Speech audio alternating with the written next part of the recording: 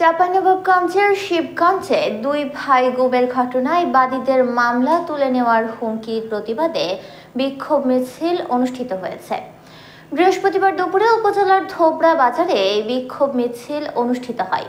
বক্তারা বলেন, 2016 সালে উপজেলার শাহবাজপুর ইউনিয়ন থেকে মিজানুর রহমান নামের একজনকে তুলে নিয়ে যায় শিবগঞ্জ থানার তৎকালীন উপপরিদর্শক সহ কয়েকজন পুলিশ সদস্য। পরে বড় ভাইকে ছাড়ানোর জন্য পুলিশের কাছে তদবির করেন ছোট ভাই রাজশাহী বিশ্ববিদ্যালয়ের শিক্ষার্থী রেজাউল করিম।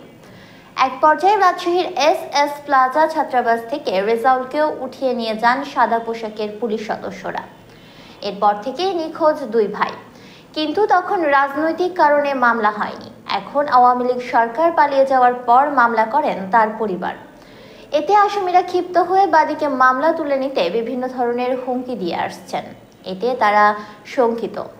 সরকার শেখ হাসিনাকে উৎসাহিত করার জন্য চাঁপাইনবাবগঞ্জ 1 আসনের অবৈধ বিনা ভোটের এমপি গোলাম রাব্বানীর সহযোদ্ধা সহনেতা একসাথেই থাকা আওয়ামী লীগ নেতা আব্দুল সালামের নেতৃত্বে ছাত্রলীগ, যুবলীগ, স্বেচ্ছাসেবক লীগের সকল সন্ত্রাসী বাহিনী একত্র হয়ে আমাকে হ্যারাসমেন্ট করতে না পেরে বিগত সালে আমার ভাই মোহাম্মদ মিজানুর রহমানকে বাড়ি থেকে ধরে নিয়ে গেছে। ভাইরা আমার বিক্ষোভ সমাবেশে উপস্থিত ছিলেন জেলা ছাত্রদলের সদস্য রোমান পারভেজ, শিবগঞ্জ উপজেলা ছাত্রদলের যুগ্ম আহ্বায়ক মঈন আহমেদ, উপজেলা স্বেচ্ছাসেবক দলের সিনিয়র যুগ্ম আহ্বায়ক রুবেল বিশ্বাস, গুম হওয়া ব্যক্তিদের বাবা মোহাম্মদ আইন আল হক, ভাই শেতাউর রহমান সহ অন্যান্যরা।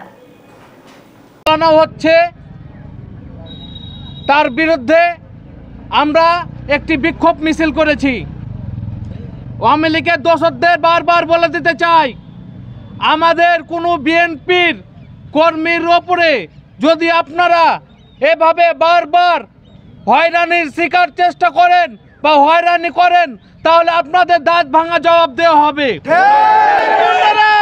আপনারা ভুলে যাবেন না, আপনারা যে আমাদের উপর অত্যাচার করেছেন আমরা এখন পর্যন্ত চুপ আছি, কিন্তু বেশি বাড়াবাড়ি করলে আপনাদের অস্তিত্ব আমরা রাখবো না।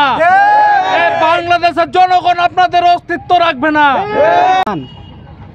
উনার আপন দুই ভাই মিজানুর রহমান এবং রেজাউল করিম তৎকালীন আওয়ামী লীগ সরকারের সময়ে আওয়ামী লীগ সরকার এবং তাদের গুন্ডা বাহিনী দ্বারা নিজ বাড়ি থেকে গুম হয়েছেন। আমরা এখনও জানি না তারা জীবিত আছে কিনা মারা গেছেন। আমি ডক্টর ইউনূস সরকারের কাছে আমার বিনীত আবেদন, ওনারা যদি জীবিত থাকে তাহলে ওনাদেরকে যেন তাদের পরিবারের কাছে ফিরিয়ে দেওয়া হয়। সোজা কথা, আমরা ওনাদের অবস্থান জানতে চাই। পাশাপাশি শেতাউর রহমান ভাইয়ের বিরুদ্ধে মিথ্যা অপপ্রচার এবং গুজব ছড়ানো হচ্ছে।